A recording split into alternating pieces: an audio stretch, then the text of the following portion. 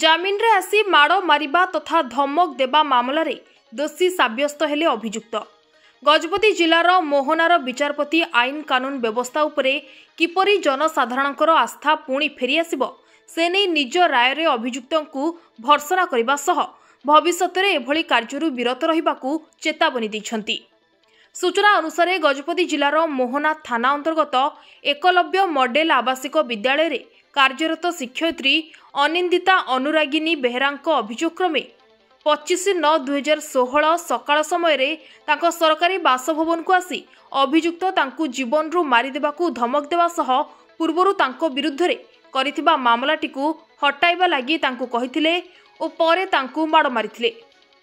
परे अभियोगकारिणी माँ आसबारु से बर्ती जाइथिले ओ आसामी तांकु जीवन रु मारिदेबाकू धमक दे पळाई जाइथिले।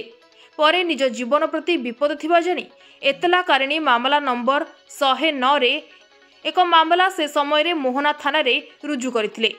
तत्कालीन सब इन्स्पेक्टर विपिन बिहारी प्रहराज उक्त मामलार तदंत करी उक्त आसामी को कोर्ट चालाण करथिले। 7 जन साक्षी बलिष्ठ बयान तथा प्रमाण को भित्ति करी एही मामलार शुणाणी करी मान्यवर जेएमएफसी शुभजित बेहरा भारतीय पिंगल कोडर धारा 323 रे उक्त अभियुक्त को दोषी साब्यस्त करी प्रोबेशन ऑफ ऑफेंडेस एक्ट रो धारा 3 अनुଯାयी भर्सना करी एभली कार्यरू भविष्य में निर्भूत रहिबा पई कड़ा चेतावनी दैछंती। घटनार गंभीरता को नजर रखी प्रोसिक्यूशन विभाग रो उपनिर्देशक अजित पटनायक और सह निर्देशक डी अनुपराज आचार्यंकर प्रत्यक्ष तत्वावधान रे सरकार को पक्षरु एपीपी श्री एस वैद्यनाथ सिंह एही मामलार सफल परिचालना करिथिबार खबर भारप्राप्त cadre public prosecutor Rajesh Kumar Mishra सूचना दैछंती।